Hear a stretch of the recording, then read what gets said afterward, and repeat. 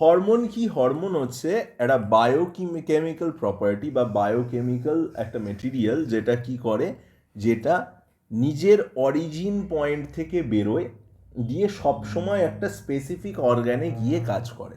এবং নর্মাল কেসেসে দেখা যায় যে সেই অর্গ্যানটা, যে অর্গ্যানে গিয়ে হরমোন কাজ করে, সেটা সবসময় ওই হরমোনটা যেখান থেকে তৈরি হয় সেটা থেকে দূরে হয়।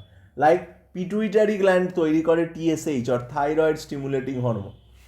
সেই থাইরয়েড স্টিমুলেটিং হরমোনটা পিটুইটারি থেকে তৈরি হওয়ার পর পিটুইটারিতে না থেকে সেটা থাইরয়েড গ্ল্যান্ডে যায়, যে থাইরয়েড গ্ল্যান্ডের ওপরে গিয়ে কাজ করে। অর্থাৎ এরা সবসময় যেখানে ফর্ম হয় সেখানে কাজ না করে একটা ডিস্ট্যান্ট প্লেসে গিয়ে কাজ করে, তাই তো? আচ্ছা, আর কি? খুব কম অ্যামাউন্টে, মাইনিউট কোয়ান্টিটিতে তৈরি হয় এবং মাইনিউট কোয়ান্টিটিতেই কাজ করে, ঠিক আছে? প্লাস কি, হরমোন ভীষণই স্পিসিস স্পেসিফিক, মানে একটা হরমোন অন্য কোনো কাজ করবে না নিজের কাজটা বাদে, ফাংশনটা বাদে। মানে ডিএসএইচ সবসময় থাইরয়েড গ্ল্যান্ডের ওপরেই কাজ করবে, অন্যান্য গ্ল্যান্ডের ওপরে কখনো কাজ করবে না, যেহেতু এরা রিসেপ্টর স্পেসিফিক ফাংশন করে। একটা সার্টেন রিসেপ্টর পেলে সেখানে গিয়েই বাইন্ড করবে, না হলে বাইন্ড করবে না, এরম ব্যাপারটা। এবং হরমোনের চেঞ্জটা, হরমোনের জন্য কোনো একটা গ্ল্যান্ড বা কোনো একটা ফাংশন যেটা আমাদের বডিতে পারফর্ম হচ্ছে, সেটার মধ্যে কখনোই হিউজ ড্রাস্টিক চেঞ্জ আসে না, সেটা একটা গ্র্যাজুয়াল চেঞ্জ নিয়ে আসে। এক্সাম্পল, মানে এক্সেপশন আছে অ্যাড্রিনালিন। অ্যাড্রিনালিন বাদে সব ক্ষেত্রেই দেখা যায় যে হরমোনের প্রেজেন্সে বডি স্লো এবং গ্র্যাজুয়াল এবং ইরিভার্সেবল একটা চেঞ্জ শো করে। যেমন গ্রোথ হরমোনের প্রেজেন্সে বডি কিন্তু, মানে 2 বছরের বাচ্চা 7 ফুট লম্বা হয়ে যায় না, আস্তে আস্তে বাচ্চাটার বডিতে জিএইচ তৈরি হতে থাকে, বা আস্তে আস্তে মেল বডিতে টেস্টোস্টেরন বা ফিমেল বডিতে এস্ট্রোজেন তৈরি হতে থাকে, যেটা আস্তে আস্তে মেল বা ফিমেল চেঞ্জেস বা হাইটটাকে গ্রো করতে হেল্প করে। সেটা কিন্তু একদিনে ঘটার মতো ঘটনা নয়, এবং নর্মাল কেসে এই চেঞ্জেসগুলো কিন্তু রিভার্সেবল নয়, যেটা হয়ে যাবে সেটা হয়ে যাবে। বোঝা গেল? এই হচ্ছে হরমোনের প্রপার্টি। আর কি? হরমোন কি না, যেখানে গিয়ে কাজ করে, after the job is done, hormone সবসময় কি হয় না, ইট ডেস্ট্রয়েড ইটসেলফ। সবসময় হরমোন ফাংশন হয়ে যাওয়ার পরে নিজেকে নিজে নষ্ট করে দেয়, বা এমনিই নষ্ট হয়ে যায় কোনো না কোনো কারণ। প্লাস হরমোন কি না, একটা ফিডব্যাক মেকানিজম মেনটেন করে কাজ করে। ফিডব্যাক মেকানিজমটা কি? সাপোজ আমরা যেহেতু প্রত্যেকে এখানে একটা বেসিক নলেজ শেয়ার করি হরমোন সম্পর্কে, আশা করছি আমরা এখানে প্রত্যেকেই হরমোনের বেসিক্সটা জানি। তো আরেকটা জিনিস আগে বলে নিই, তারপরে ফিডব্যাকে আসি, যে হরমোন সবসময় কি না, একটা এন্ডোক্রাইন গ্ল্যান্ডেই ফর্মেশন হবে। এন্ডোক্রাইন গ্ল্যান্ড কারা? Those glands who don't have any tubes, মানে যেসব গ্ল্যান্ডের মধ্যে থেকে কোনো ডাক্ট বা নালি বেরোয় না, সেই সব গ্ল্যান্ডগুলোকে বলা হয় হচ্ছে এন্ডোক্রাইন গ্ল্যান্ডস। আর সেই সব গ্ল্যান্ডই তৈরি করে হচ্ছে হরমোন। অর্থাৎ হরমোন সিক্রেশন কখনো কোনো ডাক্ট বা টিউব বা নালি দিয়ে যায় না, ওটা ডাইরেক্ট ব্লাড স্ট্রিমে মিশে যায়। মানে ওই অর্গ্যানটায় যে আর্টারি বা ভেন গেছে, সেই আর্টারি বা ভেনের সঙ্গেই, সেই আর্টারি ভেনে যে ব্লাড আছে সেই ব্লাডের সাথে মিশেই সিক্রেশনটা বেরিয়ে আসে। সিক্রেশন, ওটা হচ্ছে মিক্স গ্ল্যান্ড, ওটার কথা আলাদা, ঠিক আছে? তো ওদের কোনো আলাদা করে কোনো টিউব বা ডাক্ট নেই এন্ডোক্রাইন গ্ল্যান্ডস। আর হরমোন সবসময় নর্মালি এন্ডোক্রাইন গ্ল্যান্ডসেই সিক্রেট হয়, বা এন্ডোক্রাইন গ্ল্যান্ডসেই হরমোন ফর্ম হয়, ঠিক আছে? তো হরমোনের যেটা বলছি না, ফিডব্যাক মেকানিজমের কথা, যে হরমোন নিজের কোয়ান্টিটি নিজেই মেনটেন করে। সাপোজ যদি আমি একটা এক্সাম্পল নিয়ে নিই, ধর ব্লাডে থাইরক্সিন লেভেল কোনো কারণে ড্রপ হয়েছে, ঠিক? থাইরক্সিন হরমোনটার লেভেল কোনো কারণে ড্রপ হয়েছে। থাইরক্সিন হরমোনটার কেমিক্যাল নেম হচ্ছে টেট্রা আয়োডোথাইরোনিন, যেটা তৈরি করে কে না, থাইরয়েড গ্ল্যান্ড। আর এর প্রেজেন্সে আমাদের বডিতে কি মেনটেন হয় না, আমাদের বেসাল মেটাবলিক রেট আর বিএমআরটা কন্ট্রোলে থাকে, মানে আমাদের মেটাবলিজমটাকে কন্ট্রোল করে হচ্ছে T4, টেট্রা আয়োডোথাইরোনিন আর থাইরক্সিন, যাই বলিস না কেন। এটা সিক্রেট করে কে না, থাইরয়েড গ্ল্যান্ড সিক্রেট করে। তো থাইরয়েড গ্ল্যান্ড থেকে যে থাইরক্সিনটা সিক্রেট হয়, যদি কোনো কারণে ব্লাডে থাইরক্সিন লেভেল দেখা যায় ড্রপ ডাউন করছে, এই থাইরক্সিনের ড্রপ ডাউনটা কাকে স্টিমুলেট করে? এই থাইরক্সিনের ড্রপ ডাউনটা স্টিমুলেট করে আমাদের পিটুইটারি গ্ল্যান্ডকে। Drop down in the level of thyroxine instigates the pituitary gland. আর একবার যদি পিটুইটারি গ্ল্যান্ড ইনস্টিগেটেড হয়, মানে পিটুইটারি গ্ল্যান্ড যদি কোনো কারণে দেখে যে থাইরক্সিনের লেভেল ডাউন হচ্ছে, পিটুইটারি গ্ল্যান্ড তখন কি সিক্রেট করতে শুরু করে? টিএসএইচ বা thyroid stimulating hormone. Thyroid stimulating hormone চলে যায় হচ্ছে থাইরয়েড গ্ল্যান্ডে। থাইরয়েড গ্ল্যান্ডে গিয়ে সেটা থাইরক্সিন সিক্রেশনটাকে বুস্ট আপ করে। থাইরক্সিন সিক্রেশন যখন বুস্ট আপ হয় তখন আবার কি হয়, পিটুইটারি গ্ল্যান্ড স্টপ হয়ে যায়, টিএসএইচ সিক্রেশন বন্ধ হয়ে যায়, থাইরয়েড গ্ল্যান্ড স্টিমুলেশন বন্ধ হয়ে যায় এবং থাইরক্সিনের লেভেলও আবার ড্রপ ডাউন করে। আবার থাইরক্সিন যখন ড্রপ ডাউন করবে সে আবার পিটুইটারিকে অ্যাক্টিভ করবে, পিটুইটারি অ্যাক্টিভ হলে আবার টিএসএইচ বেরোবে, আবার টিএসএইচ বেরোলে আবার থাইরয়েড গ্ল্যান্ড অ্যাক্টিভেটেড হবে, থাইরয়েড গ্ল্যান্ড অ্যাক্টিভেটেড হলে আবার থাইরক্সিন সিক্রেট হবে। So it's just a cycle, it is continuously performing. একটা গ্ল্যান্ড আরেকটা গ্ল্যান্ডের সিক্রেশন এইভাবে কন্ট্রোল করছে, মানে at the end of the day তুই যদি দেখিস থাইরক্সিন নিজেকেই কন্ট্রোল করছে। তো হরমোনের ফিডব্যাকের কথা কি বললাম, যে যখন একটা জিনিস নিজেই নিজের কনসেন্ট্রেশন মেনটেন করছে, ঠিক আছে, নিজেই নিজের কনসেন্ট্রেশন যখন মেনটেন করছে, that is called the feedback mechanism. কি দেখলাম, যে থাইরক্সিন ব্লাডে ড্রপ করছে, থাইরক্সিন ড্রপ করলে পিটুইটারি গ্ল্যান্ড অ্যাক্টিভেটেড হচ্ছে, পিটুইটারি গ্ল্যান্ড অ্যাক্টিভেটেড হলে টিএসএইচ অ্যাক্টিভেটেড হচ্ছে, টিএসএইচ অ্যাক্টিভেটেড হলে মানে টিএসএইচ মানে থাইরয়েড স্টিমুলেটিং হরমোন অ্যাক্টিভেটেড হচ্ছে, সেটা গিয়ে থাইরয়েডের ওপরে কাজ করছে, থাইরয়েড থেকে T4 সিক্রেশন বাড়ছে, দিয়ে আবার বিএমআর বাড়ছে, ঠিক আছে। এইভাবে থাইরয়েড গ্ল্যান্ড মানে হচ্ছে হরমোন সবসময় নিজেই নিজেকে কন্ট্রোল করে, ঠিক আছে। তো আমরা কিছু মেজর হরমোনাল গ্ল্যান্ডসের কথা পড়বো ওয়ান বাই ওয়ান। যেমন সবার প্রথম যদি আমি মেজর হরমোনাল গ্ল্যান্ডসের কথা বলি, that will be pituitary gland, ঠিক আছে।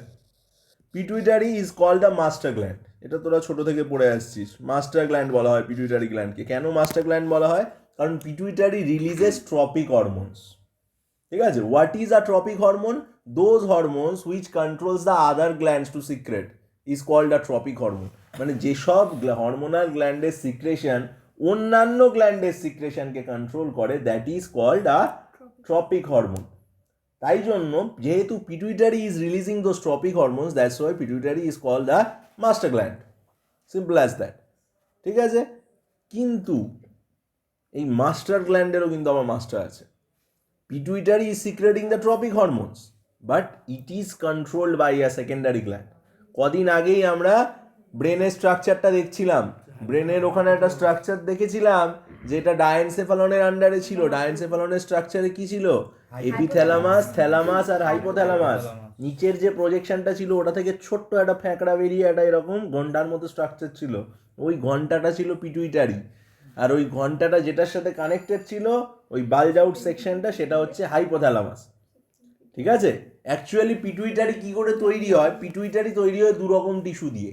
একটা টিস্যুর প্রজেকশন আসে হচ্ছে নিচ থেকে এরমভাবে, আর একটা টিস্যুর প্রজেকশন আসে হচ্ছে ওপর থেকে এইভাবে, দিয়ে দুটো মিলেই তৈরি হয়েছে আমাদের পিটুইটারি গ্ল্যান্ড। যে সেকশনটা নিচের থেকে গেছে এটা ব্লাড ভাস্কুলার টিস্যু দিয়ে তৈরি, মানে আর্টারি ভেন যে ধরনের মেটেরিয়াল দিয়ে তৈরি হয়েছে সেই ধরনের মেটেরিয়াল দিয়ে তৈরি। আর ওপর থেকে যে সেকশনটা এসছে সেটা নার্ভাস টিস্যু দিয়ে তৈরি, মানে আমাদের নার্ভস যেটা দিয়ে তৈরি সেটা। ওপর নিচ থেকে যে সেকশনটা যায় সেটার নাম হচ্ছে অ্যাডেনোহাইপোফাইসিস,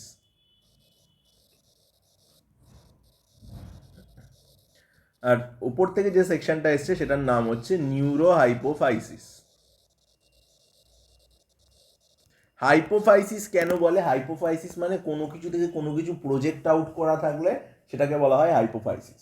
যেহেতু পিটুইটারি একটা প্রজেক্ট আউট অর্গ্যান, ঠিক আছে, বাইরের দিকে বের করা একটা ঘন্টার মতন জিনিস, that's why pituitary is called a hypophysis. তো হাইপোফাইসিসের নিচে মানে ফ্রন্টাল সেকশনটা তৈরি হয়েছে ভাস্কুলার টিস্যু দিয়ে, আর পস্টেরিয়ার সেকশনটা তৈরি হয়েছে কি দিয়ে না, নার্ভাস টিস্যু দিয়ে। অ্যাডেনো হাইপোফাইসিস আর নিউরো হাইপোফাইসিস, এই দুটো সেকশন দিয়ে তৈরি হয়েছে আমাদের পিটুইটারি গ্ল্যান্ড। আর পিটুইটারি গ্ল্যান্ডের এই দুটো সেকশনকে কানেক্ট করেছে আবার মাঝে এক ধরনের টিস্যু থাকে, এই অ্যাডেনো হাইপোফাইসিস, এই মাঝের টিস্যু, আর এই হচ্ছে নিউরো হাইপোফাইসিস। মাঝের টিস্যুটার নাম হচ্ছে পার্স ইন্টারমিডিয়া, হলো। এটা অ্যাডেনো হাইপোফাইসিস, এটা নিউরো হাইপোফাইসিস, হলো। Anterior part of the pituitary, posterior part of the pituitary, and connection between these two is called pars intermedia, ঠিক আছে, এই হলো পিটুইটারি গ্ল্যান্ডের স্ট্রাকচার। তো পিটুইটারি গ্ল্যান্ডের first section that is adeno হাইপোফাইসিসের কাজ কি? অ্যাডেনো হাইপোফাইসিস একটা সেট অফ হরমোন তৈরি করে, নিউরো হাইপোফাইসিস কিন্তু কোনো হরমোন তৈরি করে না পিটুইটারি গ্ল্যান্ডে। অ্যাডেনো হাইপোফাইসিসের নিজস্ব সিক্রেশন আছে, বাট পিটুইটারির পস্টেরিয়ার সেকশন নিউরো হাইপোফাইসিস, মনে রাখবি নিউরো হাইপোফাইসিস কিন্তু নিজের সিক্রেশন নিজে তৈরি করে না। নিউরো হাইপোফাইসিস থেকে যে হরমোনগুলো পাবি, মানে পস্টেরিয়ার সেকশন অফ পিটুইটারি থেকে যে হরমোনগুলোর কথা তোরা পড়বি, সেগুলো সব হাইপোথ্যালামাস নিজে তৈরি করে। হাইপোথ্যালামাস তৈরি করে, তারপরে হাইপোথ্যালামাসের সঙ্গে যে সেকশনটা কানেক্টেড আছে ইনফান্ডিবুলাম বলে, এরকম একটা দানা ইয়ের মতন দড়ির মতো, সেইটা দিয়ে সিক্রেশনটা হাইপোথ্যালামাস থেকে পিটুইটারির পস্টেরিয়ার সেকশনে এসে জমা হয়। যেমন পস্টেরিয়ার সেকশন থেকে বেরোনো একটা হরমোনের নাম হচ্ছে ADH, অ্যান্টি ডাইউরেটিক হরমোন, যেটা কাজ করে কোথায়, কদিন আগে পড়েছি, কিডনি। CD অর কালেক্টিং ডাক্টে গিয়ে কাজ করে, সেখান থেকে টোটাল কোয়ান্টিটি অফ ইউরিনটাকে কন্ট্রোল করতে হেল্প করে, যার অ্যাবসেন্সে কি হয়, diabetes insipidus, excessive amount of urine, ঠিক আছে, হ্যাঁ। তো এই সেকশন থেকে যা যা হরমোন পাবি এরকম সবই কিন্তু হাইপোথ্যালামাস তৈরি করছে। আচ্ছা, পিটুইটারি নিয়ে আলোচনা করার আগে যেটার কথা বলছিলাম সেটা হচ্ছে master of the master gland. আমি বলছিলাম যে পিটুইটারির সঙ্গে যে গ্ল্যান্ডটা কানেক্টেড আছে উপরে, সেটা হচ্ছে হাইপোথ্যালামাস গ্ল্যান্ড। হাইপোথ্যালামাসের কাজ বলার সময় আমি বলেছিলাম ব্রেনে, এটা হচ্ছে নিউরন আর হরমোনের যে কানেকশন, মানে নার্ভাস সিস্টেমের সঙ্গে কেমিক্যাল সিস্টেম আর নিউরাল সিস্টেমকে কানেক্ট করেছে হচ্ছে এই হাইপোথ্যালামাস। ঠিক আছে, নিউরাল সিস্টেমের সাথে কেমিক্যাল সিস্টেমের যে ক্রস টকটা হয় সেটা হাইপোথ্যালামাস করে। ঠিক আছে, সব কিছুই অ্যাকচুয়ালি তোর ব্রেন করছে, আর যেহেতু ব্রেন নিউরাল কন্ট্রোলের মধ্যে পড়ে, তাহলে ব্রেনকে কেমিক্যাল কন্ট্রোল করার জন্য একটা এজেন্ট দরকার হয়। সেই মেন এজেন্টটা হচ্ছে হাইপোথ্যালামাস, যে ব্রেনের হয়ে পুরো হরমোনাল সিস্টেমটাকে মেনটেন করছে। That's why hypothalamus is called the master of the master gland. হাইপোথ্যালামাসের যে সিক্রেশনগুলো হয় সেগুলো পিটুইটারি সিক্রেশনকে মেনটেন করে। সাপোজ পিটুইটারি এখানে সিক্রেট করছিল TSH, থাইরয়েড স্টিমুলেটিং হরমোন, যেটা পিটুইটারি থেকে বেরোয়। তো পিটুইটারি কখন থাইরয়েড স্টিমুলেটিং হরমোন রিলিজ করবে? যখন হাইপোথ্যালামাস TSH/RH রিলিজ করবে। This is called thyroid stimulating hormone releasing hormone, বা ছোট করে TRHও বলা যায়। That is called thyrotropin releasing hormone, দুটোই চলবে। ঠিক আছে, তো TSH/RH বা TRH যখন হাইপোথ্যালামাস সিক্রেট করবে, সেই TSH/RH বা TRH সেই গিয়ে কাজ করবে পিটুইটারি গ্ল্যান্ডের ওপরে। সেই TRH এর প্রেজেন্সে পিটুইটারি পজিটিভ রেসপন্স পেয়ে TSH সিক্রেট করবে। TSH সিক্রেট হলে সেই TSHটা গিয়ে কাজ করবে হচ্ছে থাইরয়েড গ্ল্যান্ডে। TSH এ যখন থাইরয়েড গ্ল্যান্ডে কাজ করবে, থাইরয়েড গ্ল্যান্ড তখন থাইরক্সিন তৈরি করবে। থাইরক্সিন যখন তৈরি হবে তখন তোর BMR কন্ট্রোল হবে। বোঝা গেল? আবার যখন তোর BMR ডাউন হবে এই প্রসেসটা অ্যাক্টিভ হবে, আবার যখন তোর BMR বেড়ে যাবে তখন এই প্রসেসটা স্টপ হয়ে যাবে। এই হলো ফিডব্যাক মেকানিজম। একটা জিনিস কি সুন্দর আরেকটা জিনিসের সাথে কানেক্টেড। বোঝা গেছে? কেউ কিছু না বুঝতে পারলে আমাকে জিজ্ঞাসা করবি কিন্তু। ঠিক আছে, আচ্ছা, এইবার পিটুইটারি থেকে যে হরমোনসগুলো সিক্রেট হয় সেগুলো আমরা 1 বাই 1 ডিসকাস করবো। আচ্ছা, তার আগে বরং আমরা হরমোনের কি দেখে নিই, হরমোনকে কী কী ভাগে ভাগ করা হয় একটু দেখে নিই। হরমোনকে মেনলি তাদের কেমিক্যাল নেচার ওয়াইজ 3 ভাগে ভাগ করা হয়। একটা হচ্ছে যারা অ্যামিন গ্রুপের হরমোন হয়, অ্যামিন। একটা হচ্ছে স্টেরয়েড গ্রুপের হরমোন, আর একটা হচ্ছে প্রোটিন মেড বা প্রোটিন ডিরাইভড পেপটাইড হরমোনস। ঠিক আছে, অ্যামিন গ্রুপের মধ্যে পড়ে যাদের নামের শেষ লাস্টে তুই ইন পেয়ে যাবি, তারা সবাই অ্যামিন গ্রুপের মধ্যে পড়ে। যেমন অ্যাড্রিনালিন, ঠিক আছে, থাইরোট্রপিন অর থাইরক্সিন, এইগুলো। আর স্টেরয়েড হরমোনের নামের লাস্টে তুই পেয়ে যাবি সব কি, অল পেয়ে যাবি, প্রোজেস্টেরন, অল, টেস্টোস্টেরন, এস্ট্রাডিওল। ঠিক আছে, এইগুলো সব হচ্ছে স্টেরয়েড হরমোন। হ্যাঁ, ওই তো পেয়ে যাবি, বা অল পেয়ে যাবি। ঠিক আছে, স্টেরল গ্রুপ থাকলে স্টেরয়েড গ্রুপের জন্য স্টেরল, পাবি, পাবি, অল পাবি, সব তিনটেই পাবি। আর যত রকম ট্রপিক হরমোন আছে তারা সব পেপটাইড হরমোনস। ঠিক আছে, এই হচ্ছে হরমোনের section: amine hormones, steroid hormones আর পেপটাইড হরমোনস। ঠিক আছে, আচ্ছা, এবার হরমোনকে ভাগ করা হয় আরেকটা ভাগে, সেটা হচ্ছে on the type of mechanism, hormone কি করে কাজ করে। অ্যামিন হচ্ছে যাদের মধ্যে ওই থাকে ইন থাকে নামের লাস্টে, থাইরক্সিন, ঠিক আছে, অ্যাড্রিনালিন, ঠিক আছে, তাদের হচ্ছে অ্যামিন গ্রুপ থাকে, NH2 গ্রুপ যাদের ক্ষেত্রে থাকে কেমিক্যাল স্ট্রাকচার ওয়াইজ। স্টেরয়েড হচ্ছে যাদের মধ্যে স্টেরল গ্রুপ থাকে, টেস্টোস্টেরন, প্রোজেস্টেরন, এস্ট্রোজেন, এইগুলো। পেপটাইড হরমোন মানে যত ট্রপিক হরমোন আছে সবাই প্রোটিন মেড হয়, ঠিক আছে। আচ্ছা, আর on the basis of their action হরমোনকে দুরকমভাবে ভাগ করা, একটা হচ্ছে কুইক অ্যাক্টিং হরমোনস আর একটা হচ্ছে স্লো অ্যাক্টিং হরমোনস। যারা কুইক অ্যাকশন করে আর যারা স্লো অ্যাকশন করে। কুইক অ্যাক্টিং হরমোনস সাধারণত কি করে, যে গ্ল্যান্ডে গিয়ে কাজ করবে বা যে পোর্শন বা যে অর্গ্যানে গিয়ে কাজ করবে সেই অর্গ্যানে যায়, এদের রিসেপ্টার মানে হরমোন কাজ করার জন্য কোনো একটা অর্গ্যানকে ম্যানিপুলেট করার জন্য হরমোনকে গিয়ে সেই অর্গ্যানের ওপরে বাইন্ড করতে হয় বা সেই সিস্টেমে গিয়ে বাইন্ড করতে হয়। মানে সাপোজ আমি তোকে বললাম যে থাইরয়েড গ্ল্যান্ড এসে তোর এই থাইরয়েড গ্ল্যান্ডের ওপরে এসে TSH কাজ করছে, তার মানে TSH থাইরয়েড গ্ল্যান্ডকে স্টিমুলেট করছে কী করে, থাইরয়েড গ্ল্যান্ডের ওপরে TSH বাইন্ডিং রিসেপ্টার্স আছে, সেই রিসেপ্টার্সের মাথায় গিয়ে TSH বসছে, দিয়ে সেই TSHটা থাইরয়েড গ্ল্যান্ডের ওই রিসেপ্টারগুলোর কোনো কনফরমেশনাল চেঞ্জ করছে।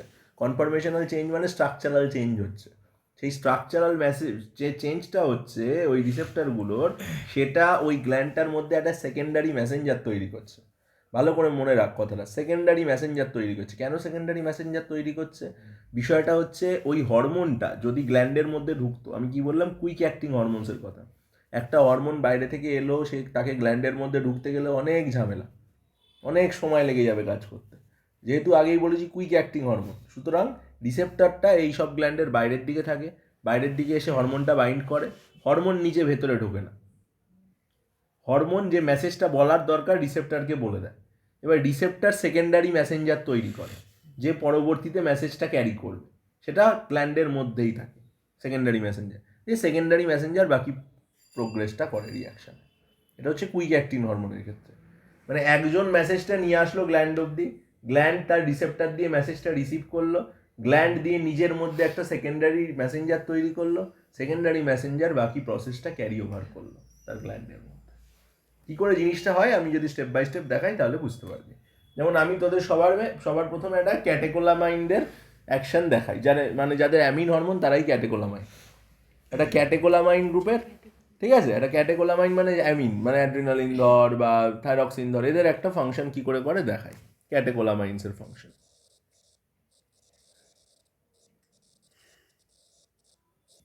ঠিক আছে।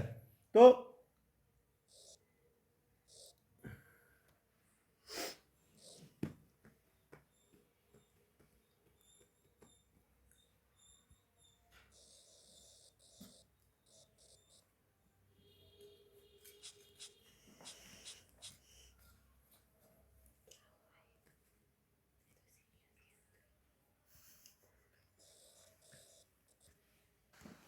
সবার প্রথমে আমরা আলোচনা করছি একটা কুইক অ্যাক্টিং হরমোন, ঠিক আছে।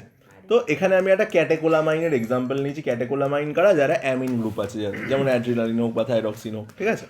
তো এখানে কি হচ্ছে, তার মানে কি বললাম, কুইক অ্যাক্টিং হরমোন মানে হরমোনের রিসেপ্টারটা কোথায় থাকবে? মেমব্রেনের ওপরে, কারণ হরমোন কিন্তু গ্ল্যান্ডের মধ্যে ঢুকবে না। সবসময় মনে রাখবি কুইক অ্যাক্টিং হরমোনস গ্ল্যান্ডের মধ্যে ঢোকে না, আর স্লো অ্যাক্টিং হরমোনস গ্ল্যান্ডের মধ্যে ঢোকে। এটা হচ্ছে মেন ডিফারেন্স কুইক অ্যাক্টিং আর স্লো অ্যাক্টিং হরমোনসের মধ্যে। তাহলে যেহেতু এটা কুইক অ্যাক্টিং হরমোন, এটা কিন্তু গ্ল্যান্ডের মধ্যে ঢুকবে না। তো ধরে নিলাম এটা অ্যাড্রিনালিন। তো অ্যাড্রিনালিন আসছে, দিয়ে কোথায় বাইন্ড করছে? মেমব্রেনের ওপরে এসে বাইন্ড করলো। অ্যাড্রিনালিন মেমব্রেনের ওপরে বাইন্ড করার পর কি হলো? অ্যাড্রিনালিন মেমব্রেনের ওপরে বাইন্ড করার পর ওর মধ্যে মানে গ্ল্যান্ডের মধ্যে মেসেজটা গেল যে অ্যাড্রিনালিন এসছে, রিসেপ্টারের সঙ্গে যেই বাইন্ড করলো। রিসেপ্টারের সঙ্গে অ্যাড্রিনালিন যখন বাইন্ড করলো, রিসেপ্টারের মধ্যে অর্গ্যানের মধ্যে একটা এনজাইম তৈরি হলো। সেই এনজাইমটার নাম হচ্ছে অ্যাডেনাইলেট সাইক্লেজ, ঠিক আছে। দ্য এনজাইম ইজ কল্ড অ্যাডেনাইলেট সাইক্লেজ, যেটা কোথায় তৈরি হলো? গ্ল্যান্ডের মধ্যে তৈরি হলো। অ্যাডেনাইলেট সাইক্লেজ কি করছে না, অ্যাডেনাইলেট সাইক্লেজ গ্ল্যান্ডের মধ্যে এটিপির ব্রেকডাউন করে এবং এটিপির ব্রেকডাউন করে তৈরি করে CAMP আর সাইক্লিক AMP। তাহলে আবার যদি প্রথম থেকে বলি, তাহলে সবার প্রথমে কি হলো? রিসেপ্টার এসে বাইন্ড করলো। রিসেপ্টার এসে বাইন্ড করার পর কি হলো না, ভেতরে মেসেজটা গেল অর্গ্যানের মধ্যে যে হ্যাঁ এনজাইম এসছে। এনজাইম যখন আসলো রিসেপ্টারের মধ্যে কি হলো? কনফরমেশনাল চেঞ্জ হলো, কনফার্মেশনাল চেঞ্জের পর অ্যাডেনাইলেট সাইক্লেস ফর্মেশন হলো। অ্যাডেনাইলেট সাইক্লেস তৈরি হওয়ার পর সেটা কি করলো, অ্যাডেনাইলেট সাইক্লেস এটিপিকে গ্ল্যান্ডের মধ্যে সিএএমপিতে কনভার্ট করলো। সিএএমপি যেটা তৈরি হলো সাইক্লিক এএমপি, সেটা কি করলো, এইটা হলো আমার সেকেন্ড মেসেঞ্জার। মানে হরমোন কিন্তু গ্ল্যান্ডের মধ্যে ঢুকলো না, দেখ সেকেন্ড মেসেঞ্জার প্রডিউস করে দিল গ্ল্যান্ডের মধ্যে। ঠিক এই জিনিসটা বুঝতে পেরেছিস তো? হরমোন নিজে কিন্তু এন্টার করলো না, জাস্ট সেকেন্ড মেসেঞ্জার প্রডিউস করে দিল। সেকেন্ড মেসেঞ্জার সিএএমপি বা সাইক্লিক এএমপি প্রোডাকশনের পর কি হলো, সেই সিএএমপিটা প্রোটিন কাইনেসকে অ্যাক্টিভ করলো। ঠিক আছে, প্রোটিন কাইনেস ফসফোরাইলেস কাইনেসকে অ্যাক্টিভ করলো। এই স্টেপগুলো মনে রাখার দরকার নেই। ফসফোরাইলেস কাইনেস গ্লাইকোজেন ফসফোরাইলেসকে অ্যাক্টিভ করলো, সেটা গ্লাইকোজেনকে অ্যাক্টিভ করলো, দিয়ে সেই গ্লাইকোজেন থেকে গ্লুকোজ ফর্মেশন হলো। ঠিক আছে, এটা একটা টোটাল চেন অফ রিয়াকশন। এতগুলো স্টেপ মনে রাখার কোনো প্রয়োজন নেই। মনে রাখার শুধু প্রয়োজন হচ্ছে এই যে অ্যাড্রিনালিন এসে বাইন্ড করলো, রিসেপ্টরের কনফরমেশনাল চেঞ্জ হলো, রিসেপ্টরের কনফরমেশনাল চেঞ্জের জন্য অ্যাডেনাইলেট সাইক্লেস তৈরি হলো, অ্যাডেনাইলেট সাইক্লেস তৈরি হওয়ার জন্য সেকেন্ড মেসেঞ্জার সিএএমপিতে কনভার্ট হলো এটিপি। এই সিএএমপি বাকি রিয়াকশনটা করলো, মানে অ্যাড্রেনালিনের যে কাজটা করার কথা ছিল সেটা পুরোটা সিএএমপি পারফর্ম করলো। This is a quick acting hormone. ঠিক আছে, এরপরে আমি স্লো অ্যাক্টিংটা বলবো একটু। ইনসুলিনের অ্যাকশন।